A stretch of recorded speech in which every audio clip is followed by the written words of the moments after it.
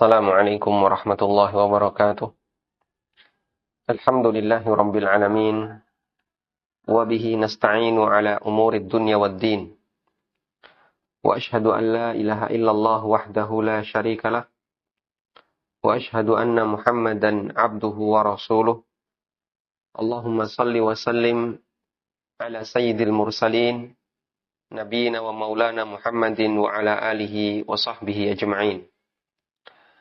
Jamaah yang dimuliakan Allah Subhanahu wa taala, kita memohon kepada Allah Subhanahu wa taala pertolongan agar bisa mendapatkan ilmu yang bermanfaat dan menghasilkan amal yang saleh dari ilmu yang kita pelajari. Allahumma anfa'na bima 'allamtana wa 'allimna ma yanfa'una warzuqna ilma. Selanjutnya kita akan membaca tentang hukum wasiat muslim untuk kafir. Allah Subhanahu wa taala tidak melarang kita untuk berbuat baik kepada non-muslim selama mereka bukan orang yang memerangi kaum muslimin. Allah berfirman, "La yanhaakumullahu 'anil ladzina lam yuqatilukum fid din wa lam yukhrijukum min diyarikum an tabarruhum." Allah tidak melarang kalian untuk berbuat baik dan berlaku adil kepada orang-orang yang tidak memerangimu dalam urusan agama. Karena bisa jadi terjadi peperangan atau ketegangan antara muslim dengan kafir, tapi dalam urusan dunia. Ya. Namun kalau perang dalam urusan agama, ada orang kafir yang memerangi kaum muslimin dalam urusan agama, atau mengusir kaum muslimin dari negerinya karena urusan agama, maka mereka harus disikapi sebagaimana layaknya musuh. Tapi kalau tidak seperti ini, Allah tidak melarang kita berbuat baik dan bertindak adil. Dan termasuk bagian dari berbuat baik kepada non-muslim adalah memberikan hibah atau hadiah kepada mereka, sehingga sah melakukan akad yang memindahkan kepemilikan dengan orang non-muslim, seperti jual beli atau hibah atau yang lainnya. Nah, jika hibah boleh, maka memberikan wasiat kepada non-muslim juga boleh. Terdapat beberapa riwayat yang menunjukkan bahwa wasiat bisa dilakukan oleh orang-orang yang beda agama. Di antaranya keterangan Ibnu Umar radhiyallahu anhu, beliau mengatakan, Anna Safiyyata awsat li nasibin laha Yahudi. Bahwasanya Sofia pernah berwasiat untuk ke salah satu kerabatnya yang beragama Yahudi. Sofia bintu Huyai radhiyallahu anha, salah satu istri Nabi sallallahu alaihi wasallam, dan beliau berasal dari Bani Nadir. Bani Nadir Yahudi. Dan kata Ibnu Umar, Sofia masih punya kerabat Yahudi. Dan beliau berwasiat untuk memberikan sebagian hartanya kepada kerabat Yahudi. Disebutkan dalam riwayat yang lain bahwasanya Sofia menjual rumah yang beliau tempati dijual kepada Muawiyah seharga 100.000 dirham. Beliau memiliki saudara lelaki beragama Yahudi. Sofia menawarkan agar saudaranya masuk Islam agar bisa mendapat warisan. Namun saudaranya tidak bersedia. Lalu Sofia berwasiat sepertiga dari 100.000 tadi, 100.000 dirham, untuk saudaranya. Baik. Sehingga ini menunjukkan bahwasanya berwasiat kepada non-muslim hukumnya boleh. Bahkan Ibnu Abdul Bar menyebutkan bahwa para ulama sepakat bolehnya memberikan wasiat kepada non-muslim. Karena mereka tidak berhak untuk mendapatkan warisan. Ibnu Abdul Bar mengatakan, La khilafa alimtuhu bainal ulama'i fi jawazi wasiyatil muslim liqarabatihil kufar li'annahum la yarithun.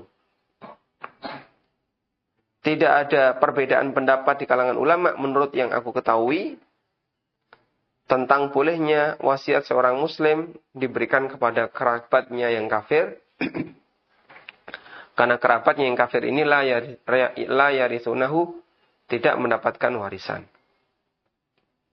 Baik. Hanya saja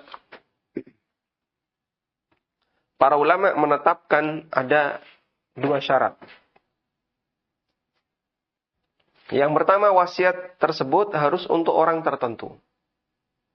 Misalnya untuk si A, untuk si B yang beragama non-muslim. Jika wasiatnya bersifat umum, misalnya wasiat untuk gereja atau tempat ibadah yang lainnya, hukumnya dilarang.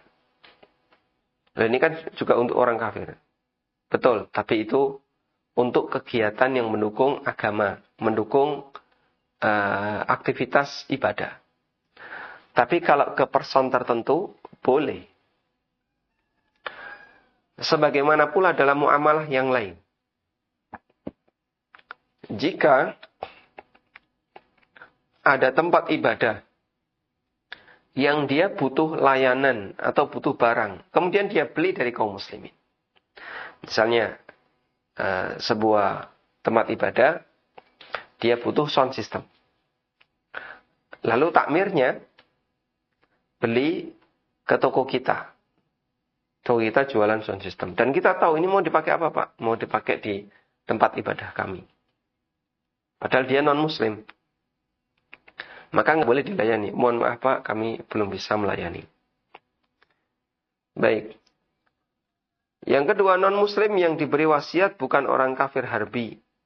Atau orang kafir yang memerangi kaum muslimin. Kalau dia memusuhi dan memerangi kaum muslimin, maka tidak boleh untuk bertindak seperti ini kepada mereka. Karena itu justru akan membahayakan bagi kaum muslimin. Wallahu a'lam. Baik. Kembali mohon disimpulkan tadi bahwa wasiat untuk orang kafir hukumnya boleh. Dan sebaliknya, wasiat dari kafir kepada muslim juga diperbolehkan. Nah, di bagian akhir dari masalah wasiat beda agama, saya sebutkan jadikan ini sebagai solusi. Jadikan ini sebagai solusi. Kasusnya adalah muslim dan kafir tidak boleh saling memberikan wasiat. Tidak boleh saling memberikan warisan. Muslim tidak bisa memberikan warisan kepada non-muslim dan sebaliknya. Orang non-muslim tidak bisa memberikan warisan kepada muslim. Sehingga muslim tidak bisa memberikan warisan kepada kafir dan sebaliknya. Baik. Anak yang kafir bukan ahli waris bapaknya. Ya. Di sini keliru ya. Silakan Anda buka halaman 48 ya. Ada typo di situ. Anak yang kafir bukan ahli waris bapaknya yang muslim.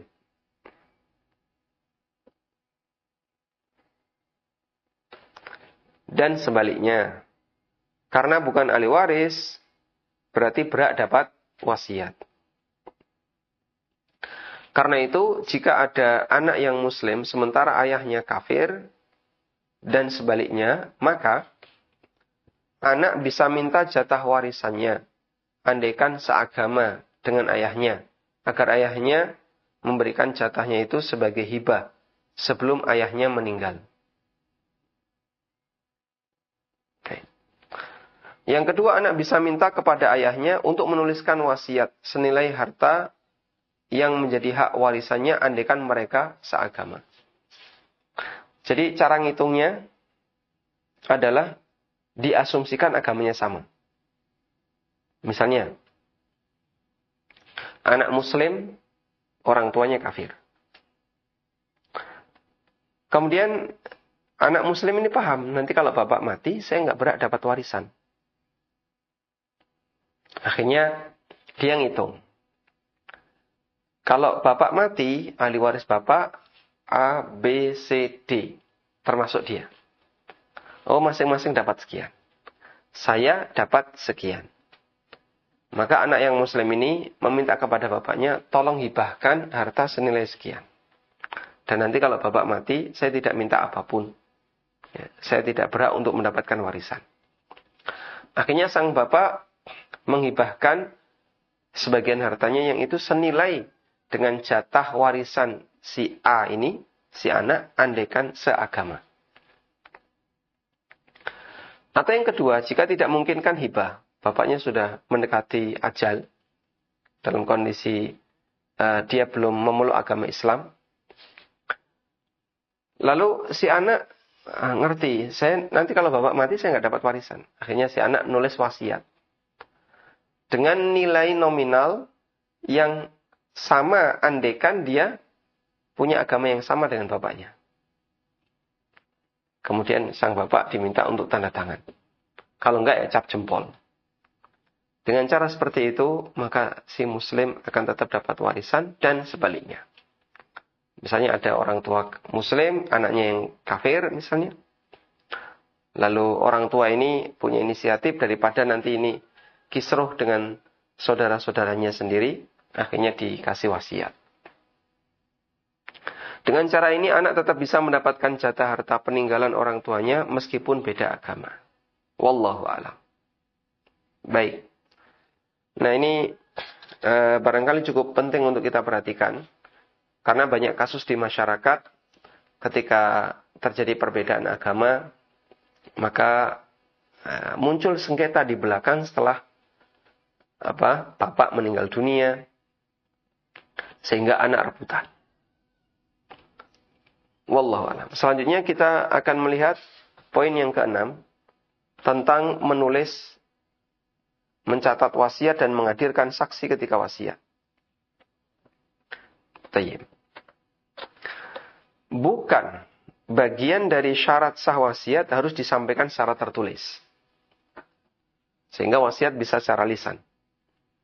Namun para ulama menegaskan dianjurkan untuk dituliskan. Berdasarkan hadis Ibnu Umar, Nabi SAW mengatakan, "Ma haqqu mri'in muslimin lahu syai'un yusi fihi." Tidak dibenarkan bagi seorang muslim yang ingin mewasiatkan sesuatu, yabitu salatsa layalin, sementara dia biarkan selama 3 hari, illa wa wasiyatuhu indahu maktubah, kecuali wasiatnya telah tertulis di dekatnya. Kata Ibnu Umar, "Ma marrat alayya lailatun mundu sami'tu Rasulullah sallallahu alaihi wasallam qala dzalika illa wa indi wasiyati."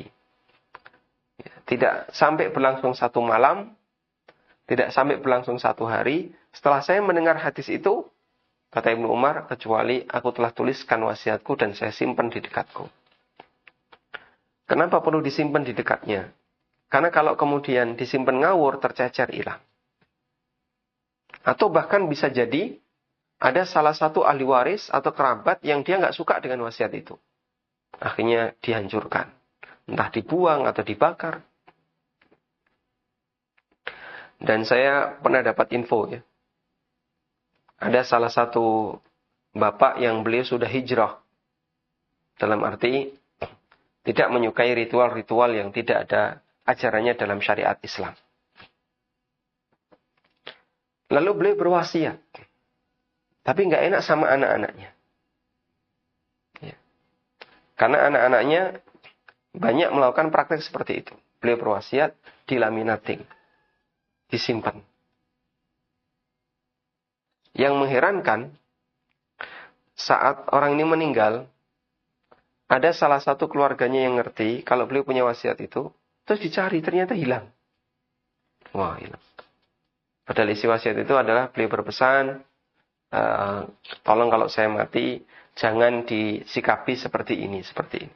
Tidak perlu ada peringatan, tidak perlu ada ini, tidak perlu ada ini. Wallahu a'lam. Dan itu termasuk di antara tindakan tidak amanah bagi orang yang menghilangkan wasiat. Kemudian, tulisan merupakan bukti yang sangat kuat. Karena sekalipun tidak ada saksi mata ketika dia menulis wasiat, namun tulisan bisa diterima, apalagi dikenali.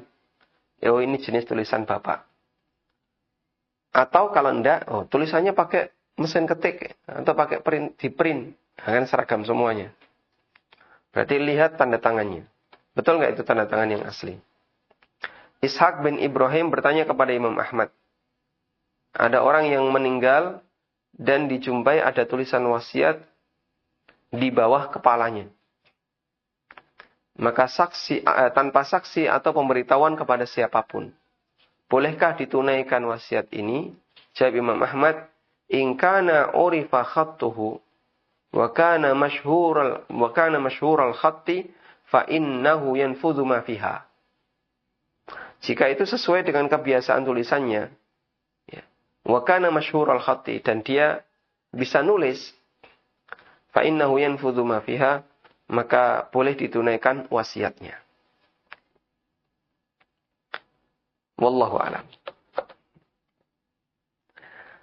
Demikian pula dianjurkan untuk mendatangkan saksi ketika berwasiat. Allah Subhanahu wa taala berfirman, "Ya ayyuhalladzina amanu syahadatu bainikum idza hadara ahadakumul mautu hinal wasiyyati itsnan dawa adlin minkum." Hai orang-orang yang beriman, apabila salah seorang di antara kamu menghadapi kematian, sedang dia akan berwasiat, maka hendaknya wasiat itu disaksikan oleh dua orang yang adil di antara kalian. Dua orang yang adil itu berarti orang yang baik. Orang yang dianggap paling baik di kampung. Ibnu Katsir mengutip keterangan Ibnu Jarir bahwa ulama berbeda pendapat mengenai makna perintah ayat untuk menghadirkan dua saksi ketika berwasiat. Ada dua pendapat di dalamnya. Pertama adalah menghadirkan dua orang penerima amanah wasiat. Sehingga dua orang yang dihadirkan itu adalah al-wasi, penerima amanah wasiat. Pendapat yang kedua, menghadirkan dua orang yang hendak dijadikan saksi wasiat. Ya, sehingga dua orang yang dihadirkan adalah saksi wasiat dan bukan penerima amanah wasiat. Kemudian Ibnu Katsir mengatakan pendapat kedua ini yang lebih sesuai dengan konteks ayat. Wallahu ta'ala alam, semoga bermanfaat. Wassallallahu ala nabiyyina Muhammadin wa ala alihi wa sahbihi wa sallam. Wa akhiru da'wana alhamdulillahi rabbil alamin. Subhanakallahumma wa bihamdika asyhadu an la ilaha illa anta astaghfiruka wa atubu ilaik. Wassalamualaikum warahmatullahi wabarakatuh.